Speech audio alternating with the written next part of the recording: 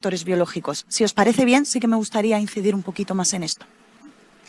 Bueno, el concepto de enfermedad desde la medicina es una alteración del funcionamiento de un órgano o de un sistema que tiene una base biológico, genética, funcional, llamémoslo así, y que se asocia a un curso, a una evolución y a un pronóstico.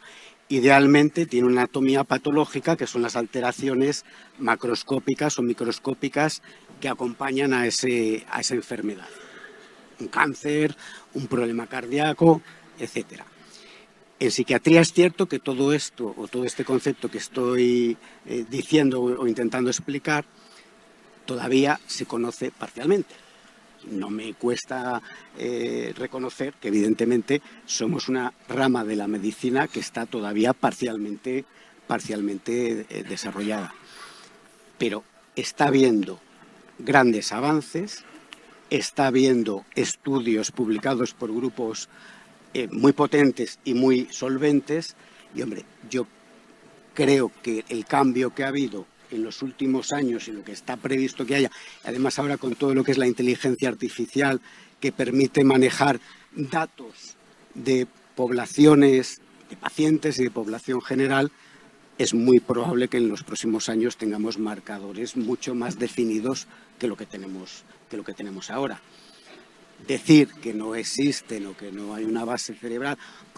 Yo hay una cosa que comentábamos antes, claro, todos los psicológicos conducta.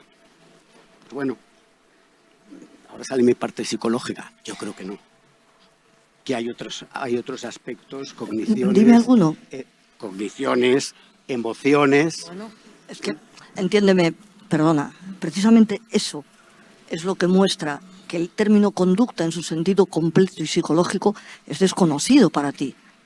Porque es que conducta implica lo que uno piensa, lo que uno siente. Es que decir estas cosas a este nivel resulta un poco, no sé, me da cierto rubor, ¿no? No todos los psicólogos estarían de acuerdo contigo. Absolutamente todos.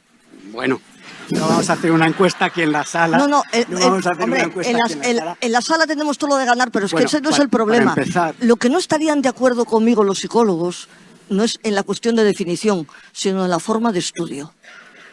Pero que cuando los psicólogos dicen estudiamos la conducta, las condiciones y todo, y reducen la conducta a la acción. ¿Estaríamos de acuerdo en la metodología de estudio? No. Eso desde luego que no. Vuelvo a la afirmación de antes. No todos los psicólogos de la sala están de acuerdo, porque yo soy psicólogo y no estoy de acuerdo. Por lo tanto,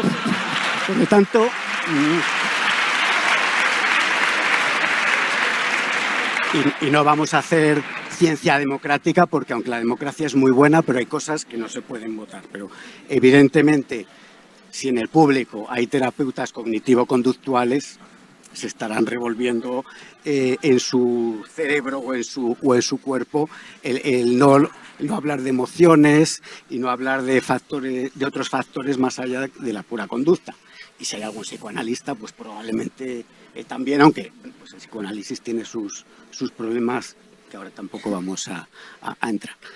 Yo, y volviendo un poco al comienzo, y es bueno que hablemos y que tengamos estas opiniones pues un poco divergentes, creo que tenemos que poner en el centro de todo a las personas. Y desde la psiquiatría es a las personas enfermas que sufren y que les tenemos que dar una explicación de lo que les pasa, si se puede, y un alivio de la situación que tienen. Y eso, por lo menos desde la psiquiatría, es lo que tenemos claro a qué nos dedicamos y cuál es el objetivo de la psiquiatría, volviendo un poco a la pregunta inicial. Gracias. Vale. No puede haber definido mejor, como médico, lógicamente, no soy capaz de definir mejor la enfermedad que él, pero con esa definición ya queda claro que los problemas psicológicos no son enfermedades. O sea, con la definición que tú has dado, saca el 90% de los problemas psicológicos. Ahora me dejas hablar. Bien. Respecto a conducta, a mí me parece muy bien que tú digas las cogniciones no son conducta, me parece estupendo. Y como psicólogo no lo considero. Pues entonces yo digo, vale, como es una cuestión de definición, el análisis de la conducta estudia la conducta, las condiciones, las emociones. No se me caen los anillos por aceptar que llamamos cogniciones a una cosa y conducta a otra. Es una cuestión de definición, pero ese no es el problema, como digo. El problema es cómo se estudia. Y cuando estudias todo como un fenómeno psicológico en el cual las variables contextuales interaccionan con un organismo y son perfectamente explicables, cogniciones, conducta, emociones y lo que sea, a partir de las mismas leyes, me da lo mismo como le llames, mientras utilices esa forma de explicar para entender los problemas psicológicos que no son enfermedades. ¿Por qué no son enfermedades? Porque no cumplen ninguna de las características que tú, que sabes mucho más que yo de eso, has dicho para decir que es una enfermedad. No cumple ninguna. La segunda cuestión, no sé si más importante o menos importante, es que al tratarlas como tal alteración biológica, estás convirtiendo ese problema en algo crónico. Cuando el tratamiento no funciona, porque no puede funcionar, porque es incorrecto, porque no está tratando las causas del problema, sino una alteración bioquímica que puede ser fruto, es decir, consecuencia o causa. Porque ahora voy al tipo de estudios que esos grupos tan potentes están haciendo, que me parece algo muy interesante para sacar aquí. Esas alteraciones que están ahí y que la consulta del psiquiatra nunca comprueba, porque se queda solo con lo que le dice la persona, estableciendo un paralelismo entre la tristeza y una falta de algún tipo de neurotransmisor. Nunca se ha hecho una analítica, a pesar de que parece ser, y estoy segura que las pruebas diagnósticas son cada vez más potentes. ¿Por qué no las utilizas? No digo tú, ¿por qué no se utiliza? Seguimos diagnosticando las enfermedades mentales con base en lo que las personas dicen que tienen. A partir de ahí se medica, a partir de ahí se empieza a encontrar un equilibrio en los psicofármacos y al final se le dice a la persona que la depresión o el trastorno obsesivo compulsivo, lo que sea, es crónico y la muestra está en que cuando retiras la medicación vuelve a estar mal. Cuando retiras la medicación, lo que está ocurriendo es que como no se han atendido las causas, tiene que seguir tomando eso que la mantiene en una situación de más o menos control, pero convertida entonces sí en un enfermo. Y convertida en una persona enferma precisamente por una mala praxis incorrecta. Creer que la psicofarmacología es la solución a los problemas de la vida. Dices que hay estudios muy potentes que cada vez muestran más aspectos que demuestran la bioquímica o la base orgánica de la enfermedad. A mí me encanta estudiar y leo mucho sobre ello.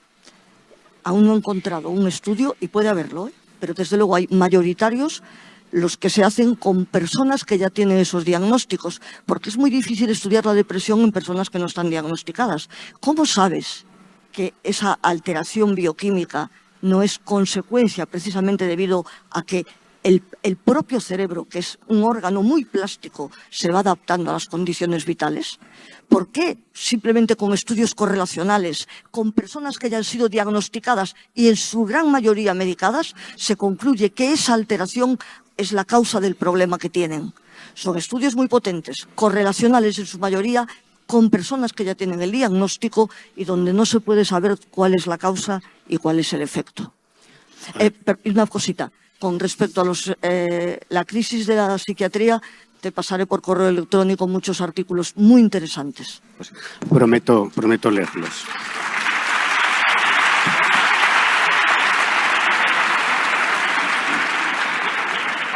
Es cierto que hay muchos estudios que se hacen con personas que ya presentan síntomas de esquizofrenia, de depresión o que ya han sido diagnosticados y tratados. Pero también hay estudios, por ejemplo, de primeros episodios de gente que no ha recibido un psicofármaco en su vida o que no ha recibido un antipsicótico, y de esos hay muchos, incluyendo metaanálisis, etcétera. Y luego hay estudios, estoy pensando en el ABC de Naida, que cogen a niños, les estudian, les hacen pruebas de imagen, a los 2 años les vuelven a hacer pruebas de imagen, etcétera, etcétera, etcétera, sin que sea gente o población que haya desarrollado trastornos o síntomas, y les van siguiendo cómo evoluciona su cerebro, qué cambios hay, esto también con pacientes TDAH que nunca han sido tratados, y se detectan diferencias y cambios en el desarrollo con respecto a población que no genera luego síntomas o que no genera, en los que no se detecta trastornos. O sea, hay estudios en pacientes sin tratar que están comenzando los síntomas y en población general estudios longitudinales. Evidentemente habría que hacer más, lo firmamos. Pero pacientes sin tratar, es decir, ya tienen un diagnóstico. En el momento que se dio el diagnóstico, tú no sabes cuánto tiempo llevan con ese tipo de problemática. Por tanto, no sabes cómo su conducta puede haber alterado en esa búsqueda del equilibrio, esa conducta adaptativa, conducta problemática como conducta adaptativa, cogniciones, emociones y conducta, todo para buscar esa posibilidad de estar con cierto bienestar en el mundo. ¿Alteramos nuestro propio funcionamiento cerebral como forma de adaptación? Se ha probado eso también. Vamos a ver,